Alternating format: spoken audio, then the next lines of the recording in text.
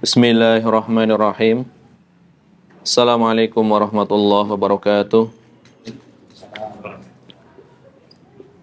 Alhamdulillahirabbil alamin. Wassalatu wassalamu ala asyrafil anbiya'i wal mursalin nabiyyina Muhammadin wa ala alihi washabbihi ajma'in. Amma ba'd. Kita lanjutkan pembahasan yang berkaitan dengan hukum mandi bagi wanita yang mengalami istihadah dan wudunya apabila akan melakukan sholat. Tadi dua riwayat yang berkaitan dengan permasalahan ini telah kita bacakan, yaitu riwayat dari Aisyah yang menjelaskan perintah Rasulullah sallallahu alaihi wasallam kepada wanita yang mengalami istihadah. Maka diperintahkan agar wanita tersebut berhenti dari menjalankan sholatnya sekadar atau seukuran kebiasaan haidnya. Berarti ini yang menjadi patokan adalah adat atau kebiasaan. Maka ketika telah berlalu masa kebiasaan haidnya dan dia tidak boleh menjalankan sholat, maka ketika telah berlalu hendaklah dia mandi. Mandi sekali saja. Kemudian setelah itu Nabi SAW tidak memerintahkan untuk mandi setiap akan sholat. Tetapi Ummu Habibah dia berijtihad. Beliau setiap akan sholat, beliau mandi terlebih dahulu. Padahal Nabi SAW tidak memerintahkannya. Ijtihad beliau. Kemudian di dalam riwayat yang lain, Nabi memerintahkan untuk berwudu saja setiap sholat. Jadi mandi sekali, kemudian berwudunya setiap kali sholat. Ini adalah zahir riwayatnya. Sehingga dari riwayat-riwayat yang ada, hadis ini kemudian hadis-hadis sebelumnya, ketika dikumpulkan, maka berkaitan dengan mandinya. Kita membahas mandi dulu. Berkaitan dengan mandinya wanita yang terkena istihadah, maka ulama berbeda pendapat, yaitu menjadi 4 pendapat.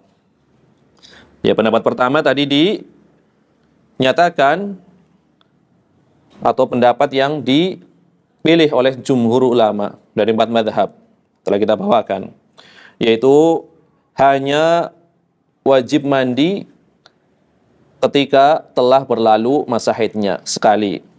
Ini pendapat jumhur ulama. Pendapat kedua, wajib mandi setiap akan sholat. Ini juga diriwayatkan dari para salaf.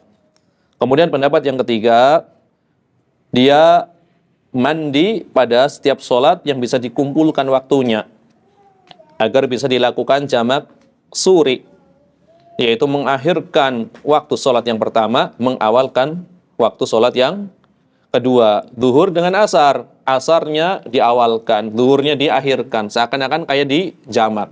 Didahului dengan mandi. Kemudian satu nanti setelah sebelum sholat subuh. Jadi ada 3 kali mandi. Ini juga riwayatnya telah kita bawakan. Ini pendapat yang ketiga. Adapun pendapat yang keempat, seorang wanita tersebut wajib mandi sekali dalam 24 jam. Dari duhur sampai sholat duhur lagi. Ini juga diriwayatkan dari para salaf. Dan ini adalah pendapat yang dinisbatkan kepada tabi'in yang mulia, Sayyidut Tabi'in, Sa'id ibnul Musayyib. Ya. Kemudian berkaitan dengan riwayat, hendaklah dia mandi dari zuhur sampai zuhur berikutnya, ini ada pembahasan tentang riwayatnya, ya. Imam Ibn Abdul Bar menyebutkan bahwasanya Imam Malik mengatakan, tidaklah aku melihat atau memandang orang yang meriwayatkan kepadaku dengan lafaz dari zuhur sampai zuhur lagi, kecuali riwayat tersebut ada kekeliruan di dalamnya. Jadi zuhur sampai zuhur itu ada kekeliruan. Berarti yang dimaksud oleh Imam Malik harusnya bukan dari zuhur ke zuhur, tetapi dari tuhur, ya. Min tuhrin ila tuhrin. Dari suci sampai kepada suci berikutnya. Dengan huruf to, ya. Berarti kalau ada titiknya jadi dha. Ini juga dinukil riwayat ini oleh Imam Abu Daud. Jadi kata Imam Malik, riwayat yang menyatakan dari zuhur ke zuhur itu keliru. Yang betul dari tuhur ke tuhur, dari suci ke suci. Ya. Ini adalah yang dinyatakan oleh Imam Malik. Tetapi kata Imam Ibn Abdul Bar, riwayat tersebut bukanlah keliru, karena memang fatwa dari Sa'id Ibnul Musayyib memang dari zuhur ke zuhur. Ya. Ini adalah pendapat yang dinukil dari Sa'id Ibnul Musayyib. Walaupun memang pendapatnya Imam Malik itu dikuatkan oleh riwayat yang lain, tapi tidak menafikan adanya pendapat ini gitu loh. Jadi pendapat seorang wanita itu harus mandi, ya, dari zuhur sampai zuhur berikutnya. Jadi sehari ya 24 jam dia harus mandi sekali.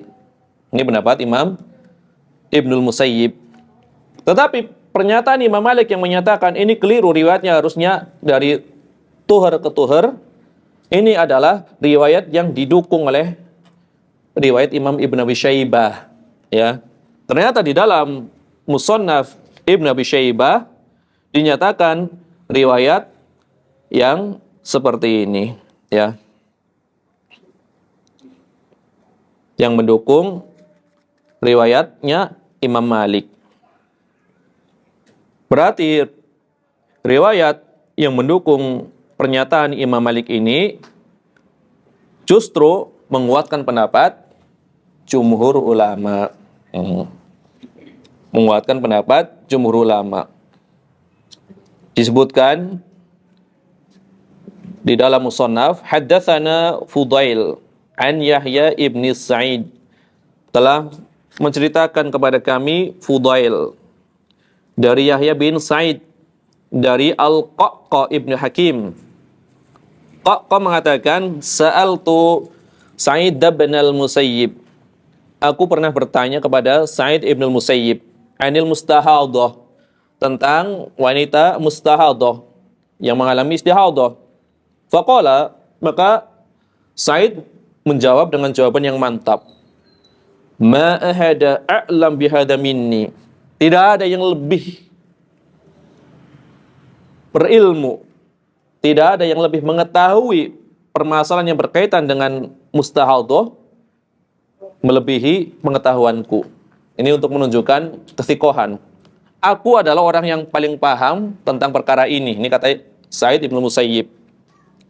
Maka beliau mengatakan, idza aqbalatil haidah faltada'is shalah. Apabila datang masa haid, apabila masa haid mendatangi wanita, maka hendaklah wanita tersebut meninggalkan sholat, yaitu berhenti dari sholatnya, tidak boleh melakukan sholat apabila datang masa haidnya.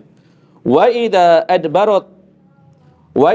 adbarat faltahtasil wal taghsil anha ad-dam. Maka apabila telah berlalu masa haidnya, hendaklah wanita tersebut mandi dan mencuci darahnya. Wal tahtasil, maka hendaklah mandi. Wal tahsil, hendaklah mencuci anha ad-dam, mencuci darah yang melekat padanya, ya. mandi dan mencuci darahnya. Kemudian apa di ujungnya? Wal tatawadda likulli salatin, dan hendaklah dia berwudu untuk setiap salat. Berarti di sini menguatkan pendapat yang pertama, ya, pendapat jumhur ulama, ya. Walaupun ya pernyataan Said bin Musayyib tadi dikatakan dari zuhur ke zuhur, tapi ada riwayat yang lain, ya, di dalam Musnad Ibnu Abi Syaibah atau Musannaf Ibnu Abi Syaibah. Dia punya dua kitab, Musannaf dan Musnad. Kitab Musannaf jamaknya adalah Musannafat. Itu kitab hadis yang berisi hadis marfu serta athar.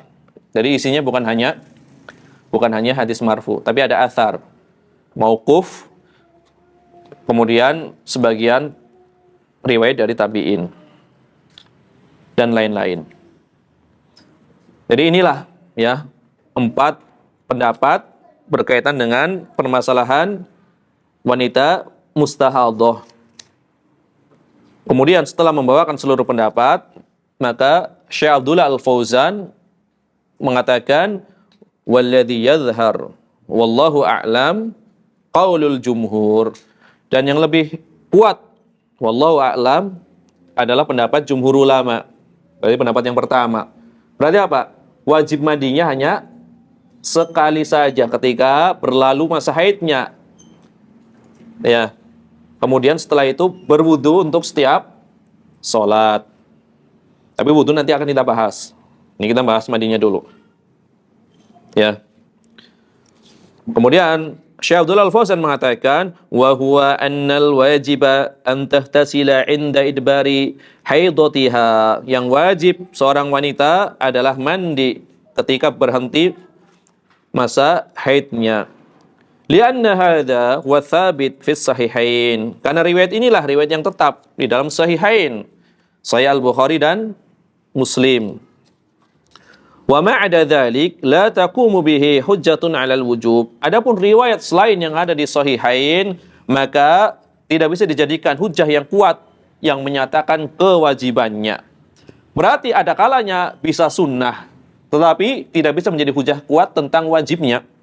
Misalkan tetap dianjurkan, misalkan riwayat yang kemarin untuk setiap 2 sholat yang bisa digabungkan itu mandi, tapi itu hanya dianjurkan berdasarkan ra'yu jumhur. Ya, kalau riwayatnya diambil tidak menunjukkan hukum yang wajib, tapi hanya disukai saja, karena lebih bersih tentunya. Ya, karena kalau setiap akan sholat itu diperintahkan untuk mandi, atau setiap 2 sholat, taruhlah lebih ringan, tetap ini menunjukkan dari perbuatan ini ada masyaqqah yang besar. Yang masyaqqah ini di dalam syariat itu dihilangkan, karena syariat tidak datang dengan membawa kesusahan. Syariat itu datang dengan membawa kemudahan. Ini kata Syekh Abdul Fauzan mengatakan bahwasanya apabila wanita tersebut diperintahkan untuk mandi apabila ingin melakukan sholat, di dalamnya ada al-masyaqqah al-'azimah allati la ta'ti syariah bimithliha wala siyama al-iktisal fi ayyamis syita. Ini masyaqqah, kesusahan, kesukaran yang tidak mungkin syariat membawa perkara yang seperti itu, apalagi apabila mandi tersebut dilakukan pada musim dingin, kan gitu. Ini adalah ra'yu dari Syekh Abdullah Al-Fauzan, ya, mendukung pendapat jumhur ulama.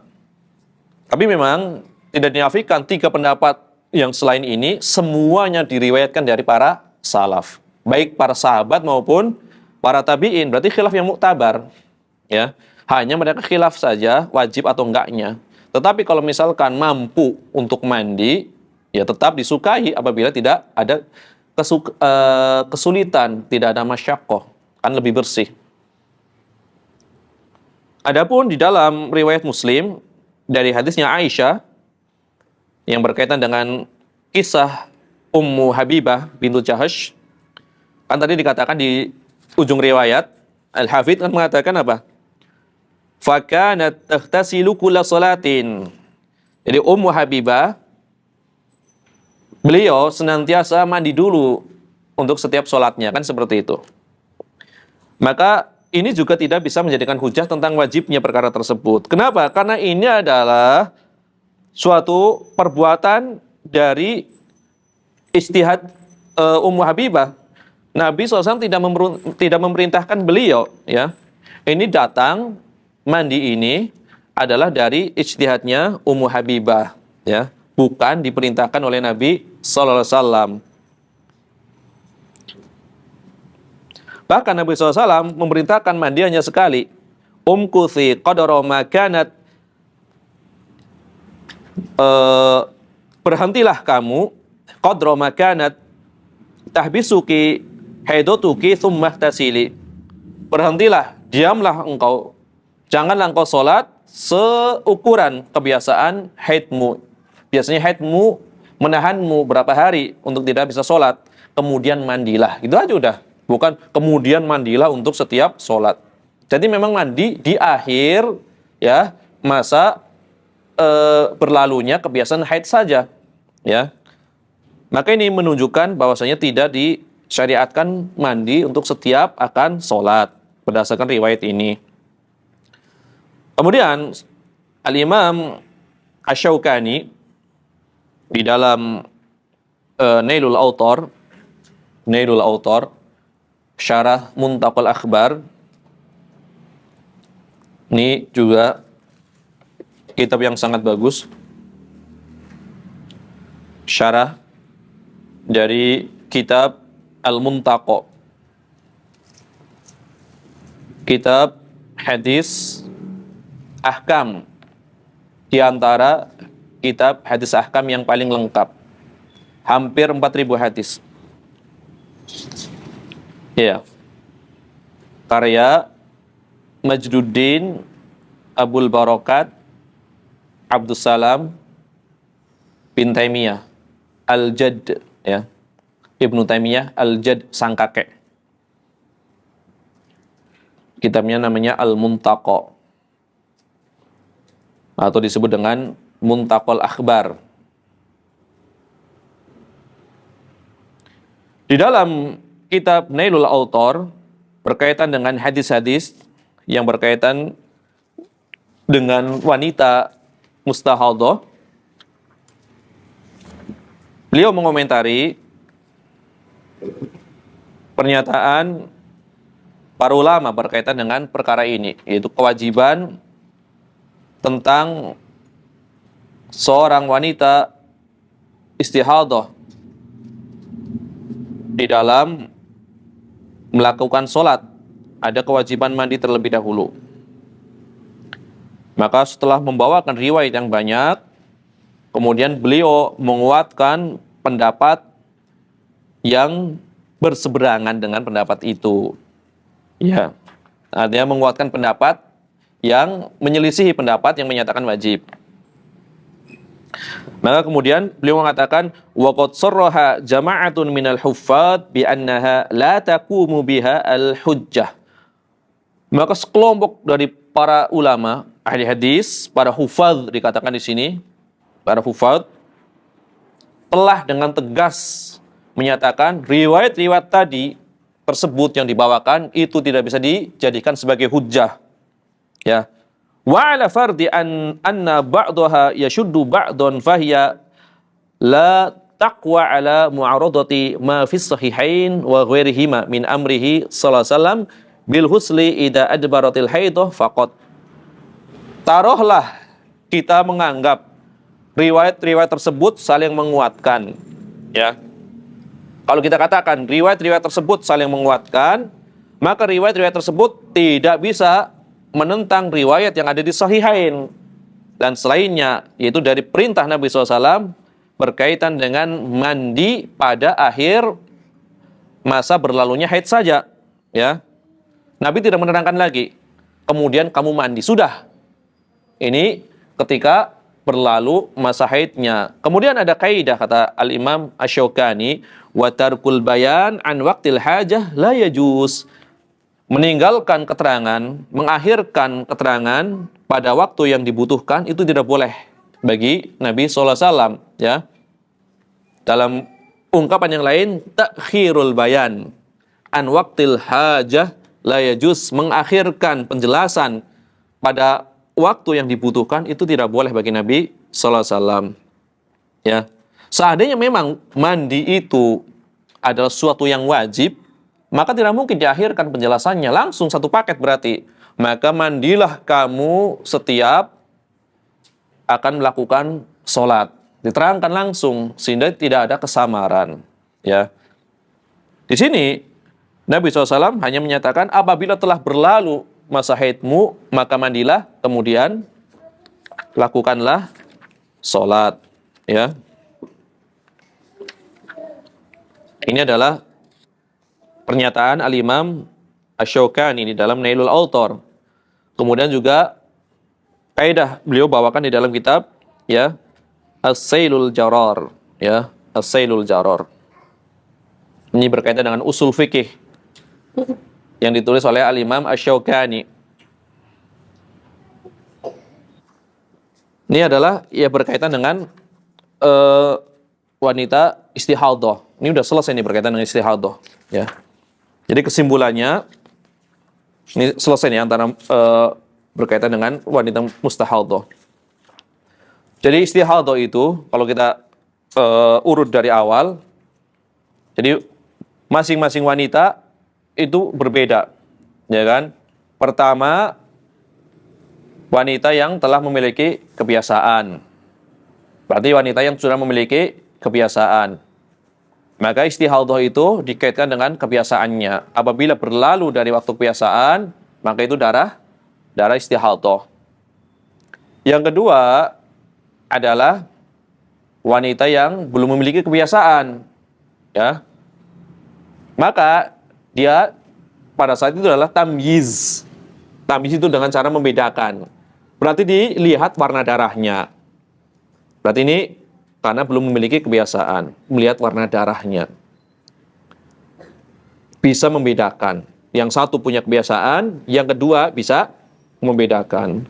Yang ketiga tidak memiliki kebiasaan, tidak pula bisa membedakan. Nah, ini yang ketiga. Gimana berarti? Maka dikembalikan kepada ghalibnya, kebanyakannya. Kemudian kebanyakannya dipersisikan, kebanyakan siapa ini? Kebanyakan para wanita atau kebanyakan kerabatnya? Maka sebenarnya mengatakan ya kebanyakan wanita, haidnya berapa? 6 sampai 7 kan? Atau kebanyakan kebiasaan kerabatnya, karena umumnya satu kerabat itu sama, ya, nggak jauh beda.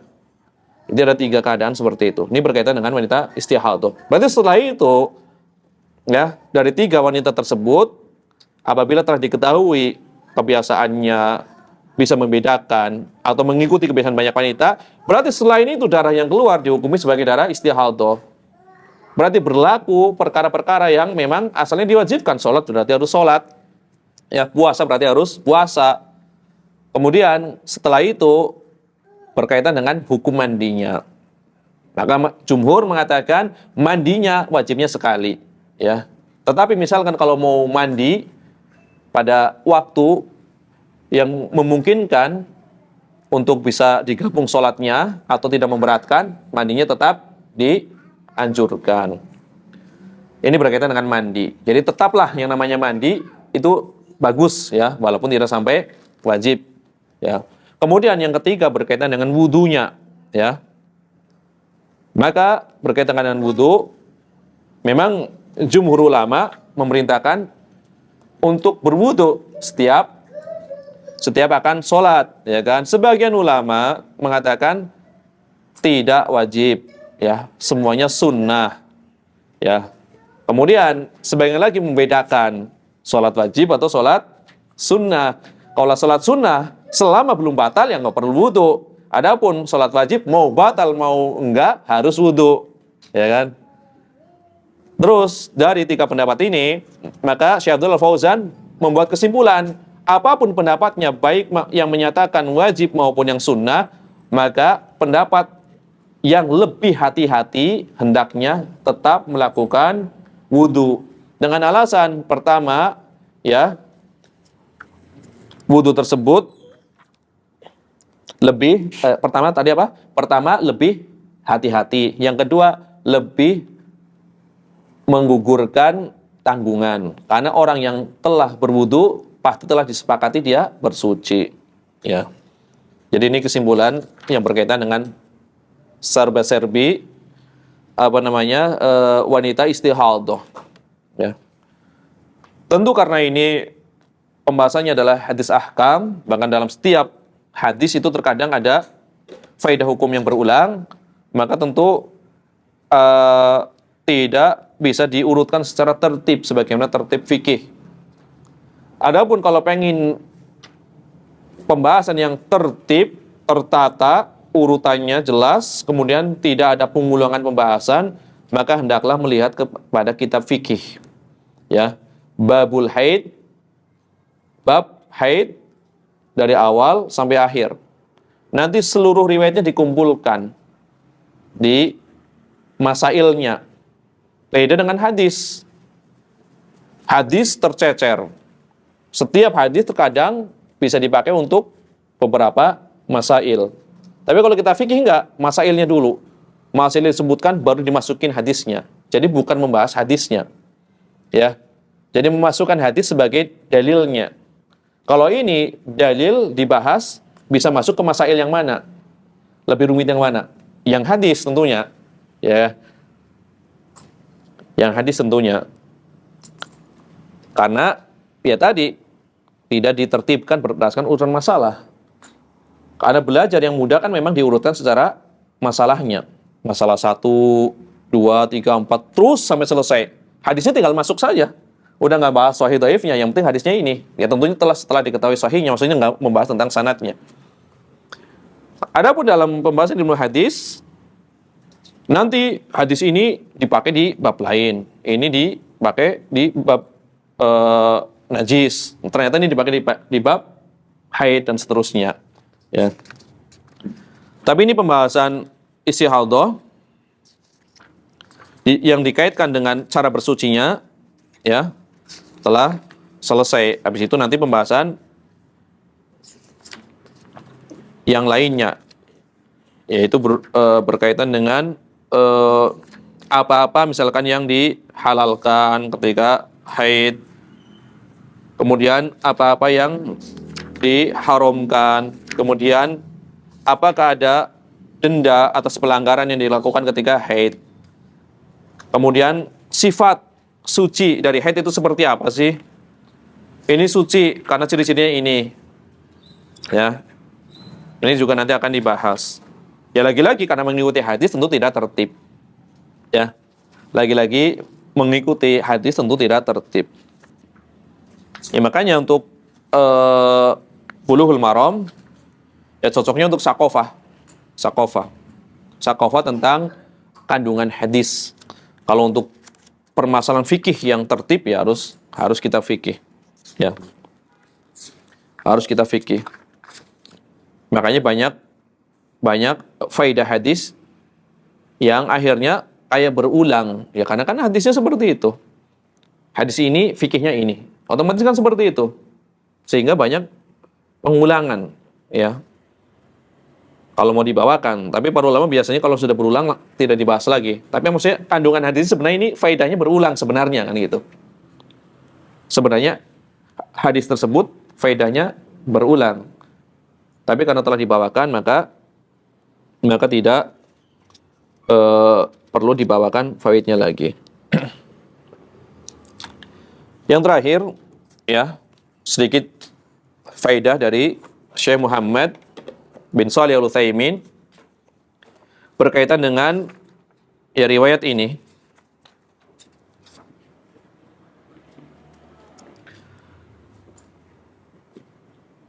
Faedah pertama yang dibawakan oleh Syekh Muhammad bin Shalih Al-Utsaimin,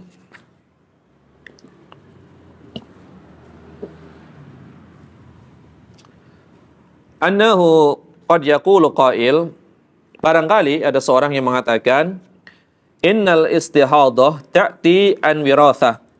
Bahasanya istihadah itu, penyebab istihadah itu terkadang datang dari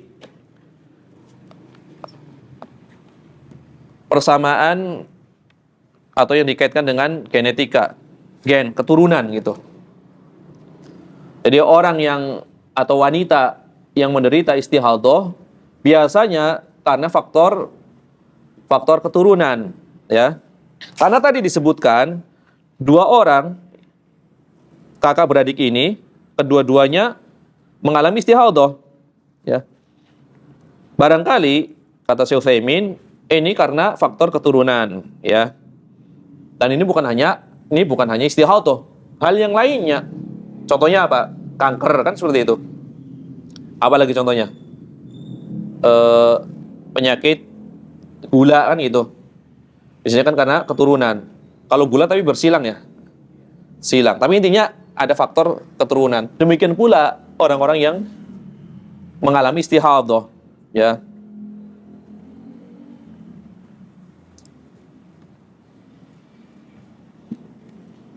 Maka ternyata banyak ya perkara-perkara yang seperti itu. Jadi memang memungkinkan seperti itu.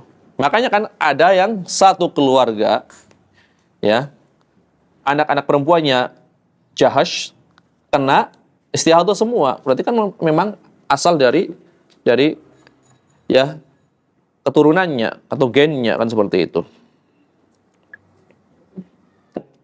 Pelajaran berikutnya, anna syaqwa lil makhluk jaizah bi syarti an la tunabbi anis sakhat minal khaliq. Ya. Mengeluh, mengadukan sesuatu kepada makhluk itu boleh. Tapi dengan syarat, ya, tidak menghantarkan seseorang kepada rasa tidak ridho terhadap khaliq. Ini mengeluh bukan berarti nggak ridho. Ini kan mengeluh karena berat, pengen solusinya. Nah, seorang yang berat ingin mengadukan permasalahannya kepada makhluk, mengeluhkan kesusahannya, selama dia tidak merasa marah ataupun benci dengan apa yang menimpanya, selama dia tetap ridho, itu dibolehkan. Maka kata Syekh Utsaimin, wa ala hadza fa idza qulta li syakhsin, maka berdasarkan hal ini, jika engkau berkata kepada seseorang, ana ashku min kadza wa kadza, aku mengeluhkan ini dan itu dari sakit, ay minal marad, fa innahu la ba'sa bihi, maka tidak mengapa kata Syekh Utsaimin, ya. Bi syarti an la yakunal qasd an la yakunal qasdu as-sakhatu minal khaliq, atau as-sakhatu minal khaliq azza wajal bal mujarrada ikhbarin. Maka tidak mengapa mengatakan saya menderita sakit ini, saya sering ya dadanya sesak, saya sering sakit kepala seperti ini. Gimana ya obat yang biasanya bagus agar keluhan saya hilang? Ini kan mengadukan kesusahannya, tapi maknanya adalah mengabarkan keadaannya. Jadi bukan merasa, ya kenapa saya ditimpa perkara seperti ini, kenapa saya diuji dengan ini baru mengeluhkan ya yang berkaitan dengan ketidakridhoan. Tapi kalau sekedar mengabarkan keluhannya, kenapa kaki saya sering sakit seperti ini, ya, bagaimana solusinya? Ini makanya diperbolehkan, ya. Ini adalah diantara mengeluh atau mengadu yang diperbolehkan, ya. Bukan dalam rangka benci atau tidak ridho dengan apa yang menjadi ketetapan untuknya ya dari ujian tersebut. Kemudian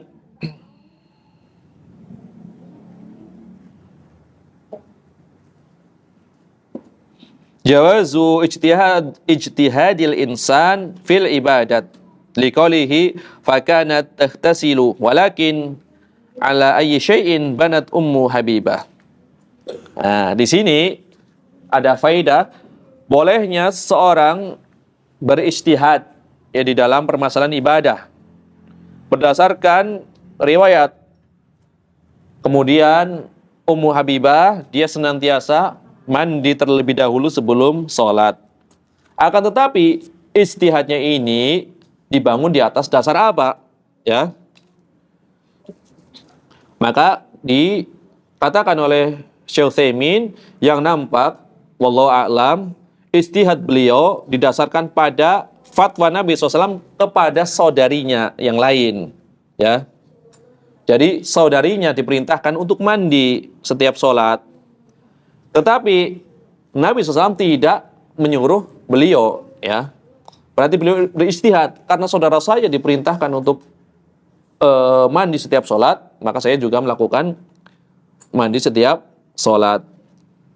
Itu disebutkan di dalam riwayat, hadza a'jabul amrain ilayya. Ini adalah di antara yang paling aku sukai dari dua perkara.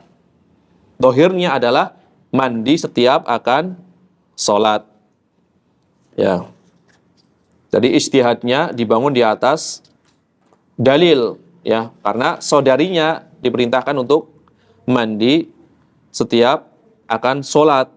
Kalau riwayat ini sahih, karena kan diperselisihkan riwayat yang memerintahkan mandi untuk setiap sholat.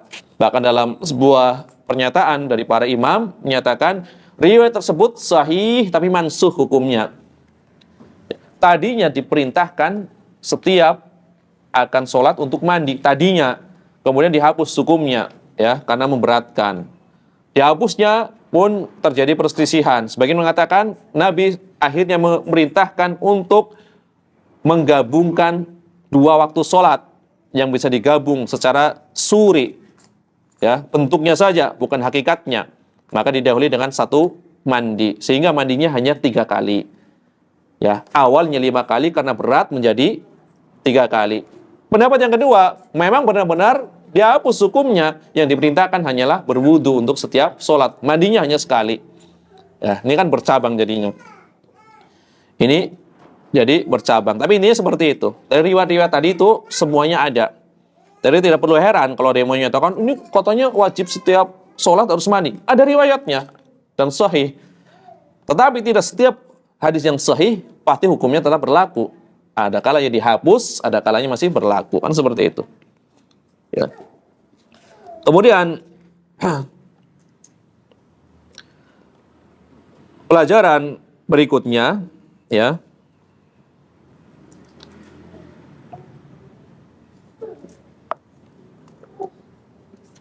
Para ulama mengkiaskan jadi perkara-perkara yang semisal istihadhah ini itu dikiaskan dengan istihadhah ini, yaitu al-qiyas al-jali. Di antaranya apa? Di antaranya adalah bagi laki-laki yang senantiasa berhadas, maka disamakan hukumnya dengan orang wanita yang istihadhah. Karena laki-laki tidak keluar darah, tapi dia kencing terus. Kencingnya nggak bisa berhenti, maksudnya secara dikatakan nggak bisa berhenti, maksudnya kebanyakannya tentu ada berhentinya. Jadi dikit-dikit baru ini keluar lagi, keluar lagi, keluar lagi, keluar lagi, kan seperti istihadhah, ya. Maka kata Syekh Utsaimin, al-haqal ulama rahimahumullah bil qiyas al-jali, al-haqu bil mustahadhah man kana hadatsuhu daiman ka insanin la yatamassaku baulahu. Ya, contohnya apa yang dikiaskan kepada istihadhah? Yaitu seorang yang tidak bisa menahan kencingnya, ya. Satu, keluar terus, ya, kebanyakannya seperti itu. Atau aula tastamsiku ar-rih min duburihi, atau orang yang sangat susah, dikit-dikit kentut gitu. Jadi sangat susah untuk menahan kentutnya, ya. Jadi sering banget kencing, maksudnya sering keluar kencing nggak bisa tahan, udah tahan tapi tetap keluar, ya kan? Udah ditahan keluar walaupun dikit. Tapi senantiasa seperti itu. Udah ditahan, kentut terus. Jadi kentut terus. Dan ini tentu hanya orang tertentu. Kebanyakannya kan secara umumnya kalau masih normal keadaannya, orang masih bisa menahan kencing. Ya, termasuk saya sedang duduk, menahan kencing masih bisa, ya. Karena masih bisa menahan. Kalau ada sebagian yang memang tidak bisa menahan. Atau yang kedua, nggak bisa menahan kentut. Ya. Atau yang ketiga kata Syekh Utsaimin, ya, yang duburnya senantiasa basah, ya. Udah cebok, basah lagi, ada sebagian seperti itu. Ya. Jadi basah terus itu duburnya, ya. Faqalu, maka para ulama yang berkisah tersebut mengatakan inna hukma haula'i hukmul mustahadah bima'na annahu la yatawaddau lis salat illa ba'da duhuli waqtiha. Maka hukum orang-orang tersebut tadi, 3 contoh tadi, maka hukumnya sebagaimana hukum perempuan mustahadah. Maknanya dia tidak diwajibkan berwudu untuk salat kecuali setelah masuk waktunya, ya. Tetapi perlu hati-hati juga, kata Syekh Utsaimin, walakin labuda min muhawalati taqlil minan najasah. Tapi sebisa mungkin dia berusaha, ya, meminimalisir najis tersebut, ya. Bitahaffud bil hifadhat al mawjudah al-an. Walillahil ham. Sawun kana rajulan aw imra'atan biqadril mustata'. Maka dia berusaha, ya, menggunakan alat-alat yang bisa meminimalisir najisnya, kan seperti itu. Ya kalau perempuan tadi misalkan memakai pembalut. Kalau zaman dulu kan pakai kain. Laki-laki juga memakai sesuatu yang bisa biar nggak kemana-mana itu najisnya. Kalau memang keadaannya seperti itu, ya. Adapun kata Syekh Utsaimin, adapun yang dilakukan wa amma ma yaf'aluhu ba'dul juhal bi rabti dzakar fa hadza ghalatun 'azimun. Adapun yang dilakukan oleh sebagian orang jahil, kata Syekh Utsaimin, yaitu dengan mengikat dzakar, mengikat kemaluan. Ini saya bacakan apa adanya. Ini adalah kekeliruan yang besar, ya. Li'anna rabtadz dzakar dararun 'alal insan. Karena mengikat kemaluan yaitu bisa menjadi doror, ya, mudarat bagi, ya, seseorang, bagi orang yang mengikat kemaluan tersebut, ya. Fainal baul sawfa yanzilu minal muthana. Ya kalau diikat, ya, maka kencing itu akan turun, ya, dari apa? Testisnya, kan seperti itu. Misalkan harusnya memang keluar, ya kan? Kemudian dia tahan. Berarti kan asalnya kan udah mengalir air tersebut, kan? Sehingga orang tersebut yang menahan mudarat bagi kemaluan, intinya seperti itu, ya. Ya intinya jangan diikat, ya. Ya, biar nggak keluar, diikat tetap aja keluar, turun, kan seperti itu. Turun kemudian, ya, menjadi nahan malah jadi sakit seperti itu dengan alasan biar nggak keluar. Nanti begitu selesai sholat dibuka baru. Ya. Ini keliru, kata Syekh Utsaimin. Yang benar nggak usah takaluh seperti itu. Cukup misalkan, ya, pakai pampers atau apa, karena memang susah. Tapi dia tetap berusaha membersihkan diri sebelum wudu. Habis itu pakai, gitu kan. Khawatir ketika sholat keluar seperti itu. Tidak perlu diikat dulu, gitu. Ya. Tidak perlu diikat kemaluannya, ya. Ini adalah beberapa, ya, pelajaran yang dibawakan oleh Syekh Muhammad bin Shalih Al-Utsaimin rahimahullah ta'ala. Pada pertemuan yang akan datang kita bawakan hadis dari Ummu Atiyah. Ummu Atiyah juga luar biasa. Ummu Atiyah, namanya Nusaibah, wanita yang senang berperang, ya. Nusaibah Ummu Atiyah Al-Ansariyah. Beliau mengikuti 7 kali peperangan bersama Rasulullah SAW. Nusaibah. Hadisnya adalah berkaitan dengan ciri-ciri, ya, seorang wanita yang telah berhenti dari haid. Itu kan ada cirinya. Kemudian cairan yang berwarna keruh ataupun kekuningan setelah dia berhenti, apakah dianggap haid atau bukan, nanti akan dibahas. Karena ada beberapa caranya. Yang pertama adalah di antara yang menandakan wanita berhenti dari haid adalah keluar cairan yang putih, ya. Yang kedua adanya jufuf atau kering. Yaitu bagaimana seseorang mengetahui itu kering? Ya contohnya memasukkan kapas ke dalam kemaluan.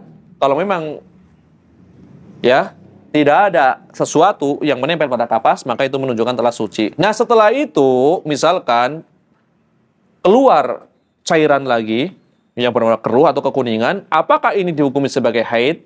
Nah, ini ada khilaf di kalangan para ulama. Sebagian mengatakan, pokoknya kalau tadi asalnya udah ada tanda-tanda suci, maka bukan haid. Yang kedua, kalau masih dalam waktu haid, menurut jumhur berarti belum berlalu dari 15 hari, berarti itu dihukumi sebagai haid. Ini ada khilaf para ulama. Ya. Insya Allah Ta'ala akan dibahas pada pertemuan berikutnya. Jadi masalah mandi sama wudhu bagi mustahal itu udah selesai. Ya. Ya. Jadi intinya seperti itu kaidahnya tadi. Wanita itu berbeda-beda. Ada yang muqtad, yang apa namanya? Wanita yang telah memiliki kebiasaan. Ada yang baru haid. Ada yang tidak bisa membedakan, ya. Tidak memiliki kebiasaan, tidak bisa membedakan pula, ya. Membedakan tamyiz. Ya, tidak mengetahui tamyiz. Maka seluruh riwayat yang telah kita bawakan. Maka keterangan yang lebih mudahnya itu di kitab-kitab fikih nanti akan tertib, ya, akan tertib di dalam kitab, misalkan kitab Dalilul Thalib itu sangat tertib dalam mazhab Hambali, ya, perinciannya. Insyaallah Taala kalau ada kesempatan, ya, nanti akan bahas kitab fikih. Dan itu lebih cepat dari kitab hadis pembahasannya. Cepat. Karena fokusnya kan ke masail. Jadi bukan apa namanya? Bukan seperti pengulangan hadis, enggak, beda. Karena beda metode. Metodenya masail.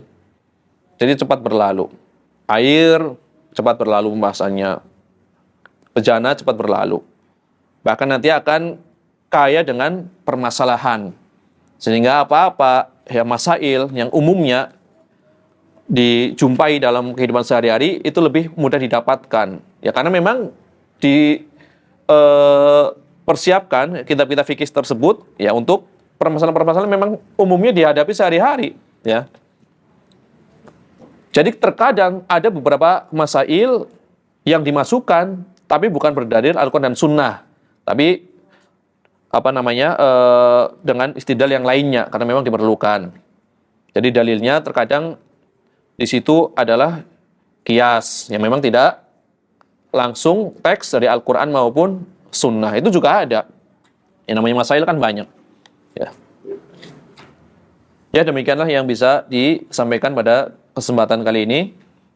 Subhanakallahumma bihamdika asyhadu an la ilaha illa anta astaghfiruka wa atubu ilaik.